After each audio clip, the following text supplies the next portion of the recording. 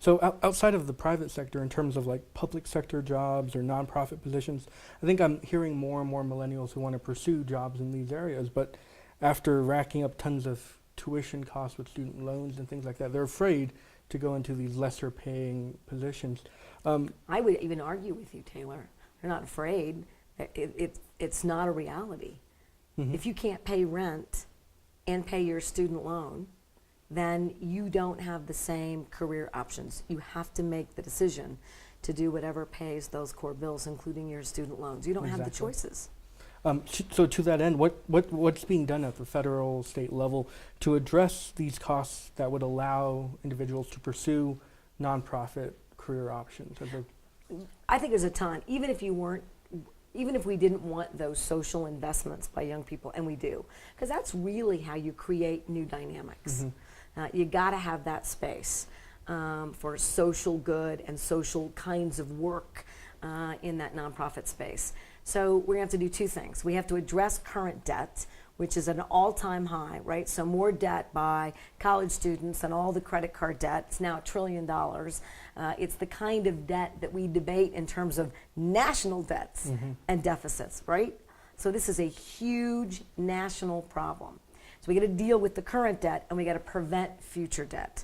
So there's a whole lot of work going in between those two things. So let's start at the other end, where $35,000 is the average debt for a college student. If you're a graduate student, it's six figures, right? So it's anywhere from $100,000 to $400,000. I know Zach and I are both looking at the cost of going to law school. That's right. And when I went to law school, 3 years, $5,000, and it was a low interest loan, and I paid it off in 2 years.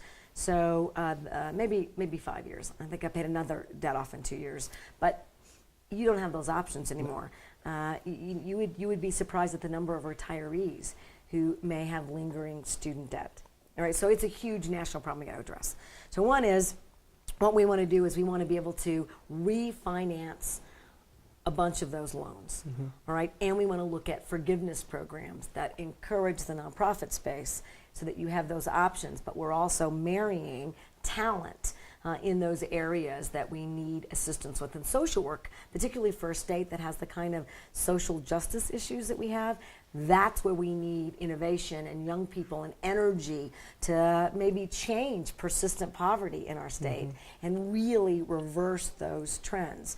And I'm co-sponsoring legislation that does exactly that, that allows you to refinance those loans, to think about a different payment structure. And there's in the Obama administration right now, there is a refinancing loan program that's really robust that most folks don't know about. So at the end of this, we'll make sure people know how to call my office, and let's match you up.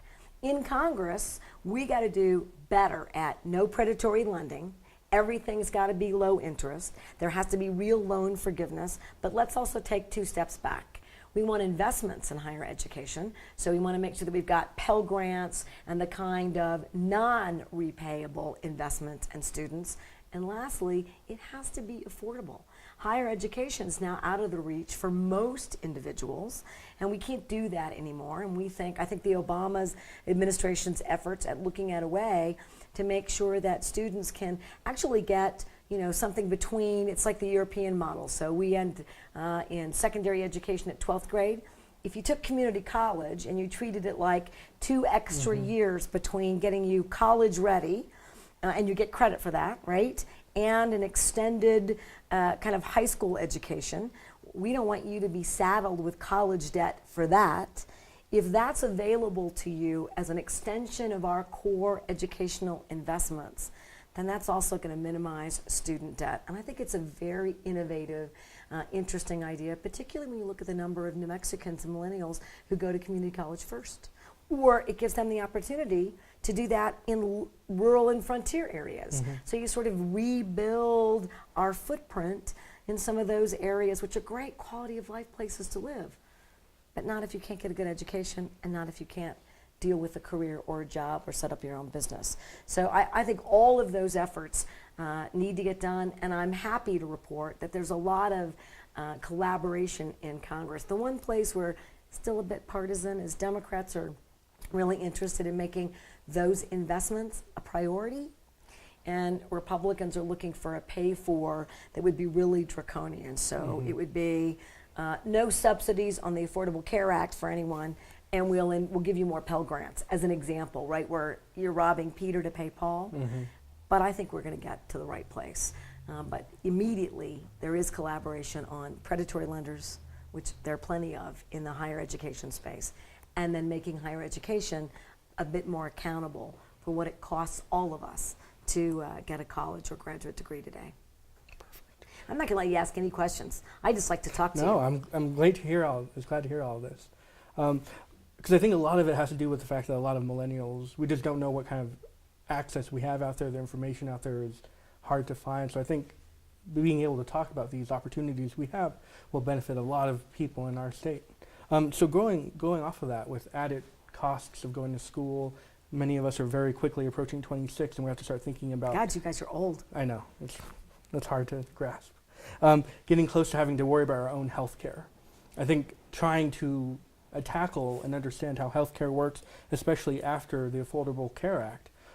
What opportunities can your office provide or help us navigate that, so we can make sure we get the healthcare we need without? Right. The best advice is don't wait until you're 26, right? So at 25, I'm just going to use that as a threshold example, then you need to be really familiar with what are the options in your state and what does the Affordable Care Act really mean, more than I'm mandated to have insurance, which is important. But if that's all that you're looking at, then the likelihood you get to that drop-off point, you're going to get dropped off, and then you're going to get penalized because it's a mandatory requirement, and you're not going to make the best choices for meeting your own healthcare needs. So start at 25. You need to really think about, as a student, if you're a student, the likelihood that you're eligible for Medicaid, high, right? Because you're likely not in either a significantly income-producing entrepreneurial environment, or you're probably not in a job full-time that would pay you the resources where you're not going to be eligible for Medicaid. So you get on BeWellNewMexico.com, which is the exchange, which shows you the income levels so that you would be eligible for Medicaid. There are 4 different large carriers that Medicaid, so you've got lots of options then about which, so you can maybe keep your current doc, keep your current access points, because you want those. Those are the things you need to think about. All right, if you're not going to be eligible for Medicaid and you're online, BeWellNewMexico.com, which is the intent of having an exchange, so you can get to it readily and see it, then you're probably eligible for a subsidy, which helps offset the cost of the premium. And if you are doing exceptionally well as a young person, and more power to you, then you're going to pay the full cost of a premium, and you really need to compare then not only the costs of the different plans, but whether they meet your needs as a healthcare consumer. And I think actually, even with the new, being able to navigate it online, I think it's still complicated if you haven't had to make those decisions. So you can get a navigator. And I would really recommend that you should spend some time with someone who's intimately familiar with what the plans offer, how they work, what it costs, what you get, and whether there are incentives to be healthy and well, and how you get credit for those, or a broker. And those are clearly identified on BeWellNewMexico.com. And I need more young people to be really clear about healthcare, because the Affordable Care Act is a great first step. But it didn't deal with cost. And millennials are going to have to help us deal with lowering the cost of healthcare. Because if we don't, those burdens fall on you as earners in the country. And we can't do that. So I'm looking forward to millennials helping us with dealing with cost and quality in the healthcare system, which I have no doubt we can address in Congress. But we're going to need lots of advocacy at the state level and local level, and we need young people weighing in.